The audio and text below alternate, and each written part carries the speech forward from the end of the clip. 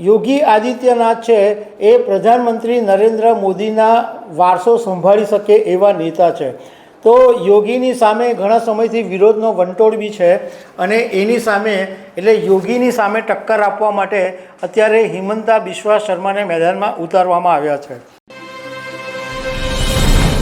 નમસ્કાર દર્શક મિત્રો, ઝારખંડના પૂર્વ મુખ્યમંત્રી ચંપાઈ સોરેન છેલ્લા કેટલાક દિવસોથી સતત ચર્ચામાં રહ્યા છે, કારણ કે થોડાક દિવસો પહેલાં એમણે એવી જાહેરાત કરી હતી કે પોતે ઝારખંડ મુક્તિ મોરચામાંથી છેડો ફાડીને નવી પાર્ટી બનાવશે।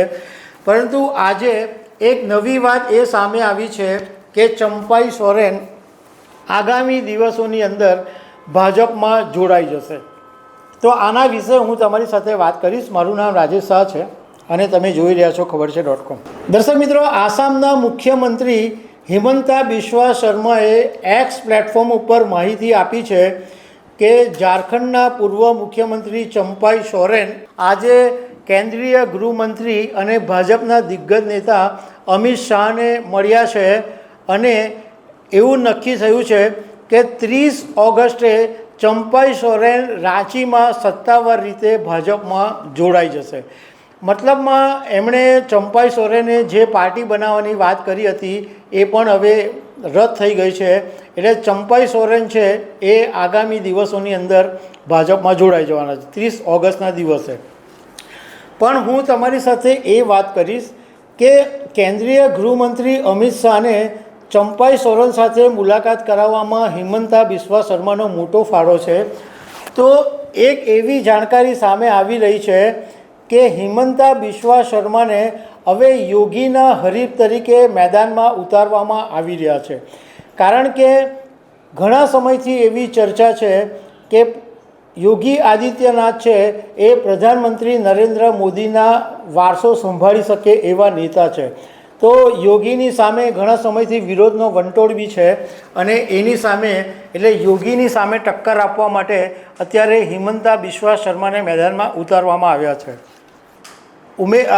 હિમંતા બિસ્વાને ઉતારવા માટે સૌથી મોટું કારણ એ છે કે હિન્દુત્વ વિશે તેઓ એકદમ બેખોફ બોલી રહ્યા છે અને ઘણા એવા સ્ફોટક નિવેદનો આપે છે જેને કારણે તેઓ અત્યારે ભાજપના એક ફાયર બ્રાન્ડ નેતા તરીકે ઉભરી આવ્યા છે।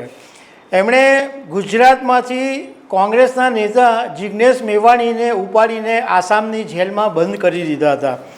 હવે તમારી સાથે હું એ વાત કરું કે ઉત્તર પ્રદેશના મુખ્યમંત્રી છે યોગી આદિત્યનાથ, એમની વધી રહેલી લોકપ્રિયતા અને રાજનીતિમાં તેમની વધી રહેલી તાકાતને કારણે તેમની જે ઇમેજ છે એ લોકોની અંદર એક હિન્દુસ્તાનના પોસ્ટર બોય તરીકેની છે।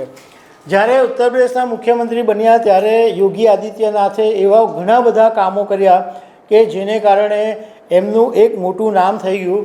પરંતુ લોકસભા 2024ની ચૂંટણીમાં ભાજપને ઉત્તર પ્રદેશમાં જેટલી બેઠકો મળવાની આશા હતી એ આશા ઉપર પાણી ફરી વળ્યું અને ભાજપને એક મોટો ફટકો પડ્યો અને ત્યારથી યોગી આદિત્યનાથની સામે વિરોધનો સૂર ઊભો થયો હતો। ઉત્તર પ્રદેશના બે નાયબ મુખ્યમંત્રી યોગી આદિત્યનાથની પાછળ પડ્યા હતા, પરંતુ જોકે અત્યારે તો વિવાદ શાંત પડી ગયો છે। પણ યોગી આદિત્યનાથની જે ઇમેજ છે એની નકલ આખા દેશમાં ઘણા બધા લોકો કરી રહ્યા છે અને આસામના મુખ્યમંત્રી હિમંતા બિસ્વા શર્મા પણ એ જ રાહ પર ચાલી રહ્યા છે અને એમના અનુયાયી હોય એ રીતના કામ કરી રહ્યા છે। તાજેતરની અંદર ઉત્તર પ્રદેશના મુખ્યમંત્રી યોગી આદિત્યનાથે જ્યારે લવ જિહાદ વિશે કડક કાયદો બનાવ્યો, હિમંતા બિસ્વા શર્માએ પણ આસામમાં એવું જ કંઈક કરવાનું મન બનાવ્યું।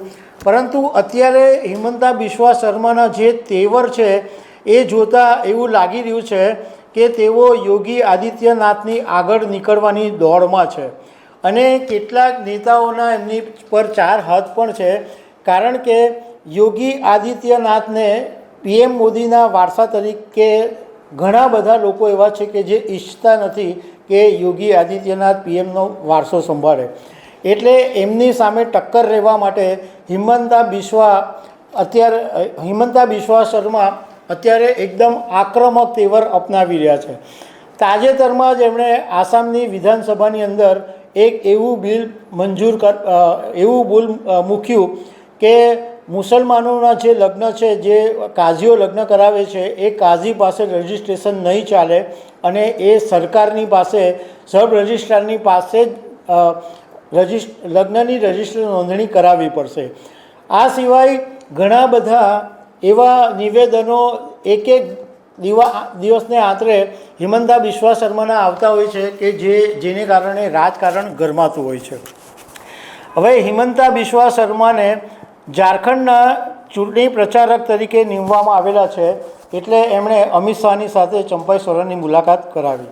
તો દર્શક મિત્રો, આવી અનેક વાતો સાથે અમે તમને મળતા રહીશું. Thank you very much.